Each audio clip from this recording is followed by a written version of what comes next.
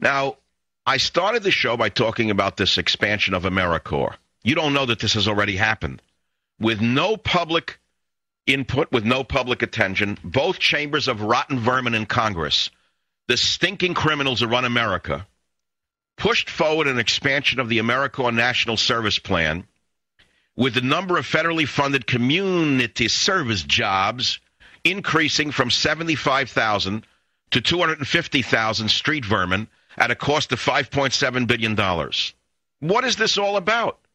What it is a street army for Obama to make certain that the military cannot stop him from his attempts to go to the nth degree as to what his program really is. He's creating his own SA, in my opinion. Last summer, then candidate Hussein threw civil liberties overboard when he said he wanted to create a civilian national security force that's just as powerful, just as strong, just as well-funded as the regular military. Now, the expanded AmeriCorps may not be this, but then again, it may become this. What exactly is this? But then again, we live in strange times. We live in strange and dangerous times. So I ask you what Obama means by this legislation that was just passed by both houses of gangsters. The bill calling for youth engagement zones in which service learning is a mandatory part of the curriculum in all of the secondary schools served by the local educational agency. This was probably written by one of these uneducated dolts that Obama drug up from the streets of Oakland, because that's an illiterate sentence. But this is what the government's going to do. Service learning by the local educational agency? Voluntary community service? What is this? What is he really doing? Well, the House voted for it, and so did the Senate. And what do you think it's going to be? Stalin would be proud, because this is something out of the ex-Soviet Union. Uniforms, mandatory service, children indoctrination, chain of command. If it's not the Hitler Youth, it's the youth that Stalin created in the Soviet Union. Obama is a tyrant, but he's only taking baby steps thus far, not giant steps. If he is not opened up to what he's actually doing, if the people don't understand what he's doing, you will not only see the brown shirts in America, but these very same street vermin who called the cop killer a hero will be in your neighborhood telling you what you should do with your life. And if you think I'm making this up, if you say it can't happen here, I disagree with you. Keeping watch on the people. Left's version of Hitler Youth.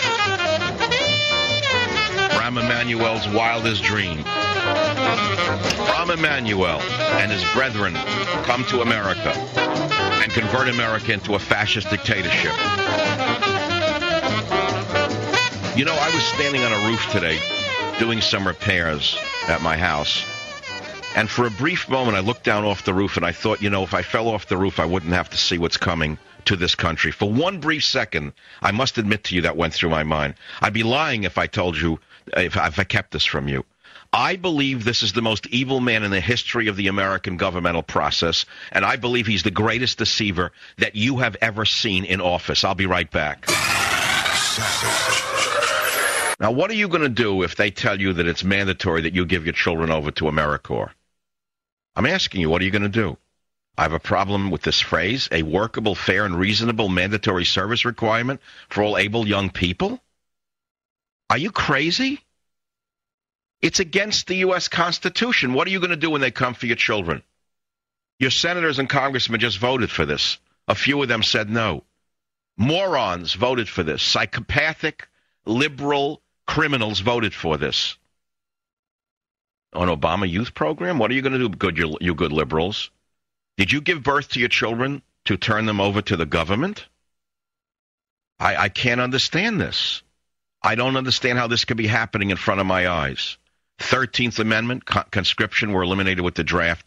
Amendment 13, Section 1, neither slavery nor involuntary servitude, except as a punishment for crime whereof the party shall have been duly convicted, shall exist within the United States or any place subject to their jurisdiction. Section 2, Congress shall have power to enforce this article by appropriate legislation.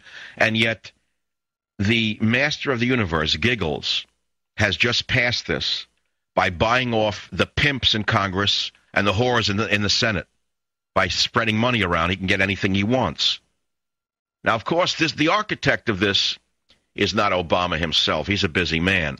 The architect is Bill Ayers. His long-term plan has been to school an entire generation. But you're not paying much attention to this. New, as strong, and as well-funded as the U.S. Military Service Organization, the new youth organization could be named the Obama Youth.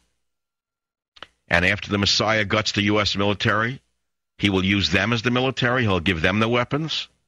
I don't understand how this can be going on, but apparently you're too stupid to see that you have fascism brewing in America and that the Congress actually passed this the other day.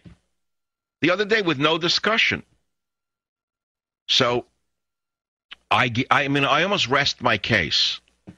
I rest my case. This was a popular tune in the early days of the 1930s in a faraway place when another outsider was put into power by the industrialists who thought they could control him. Of course, the rest is history.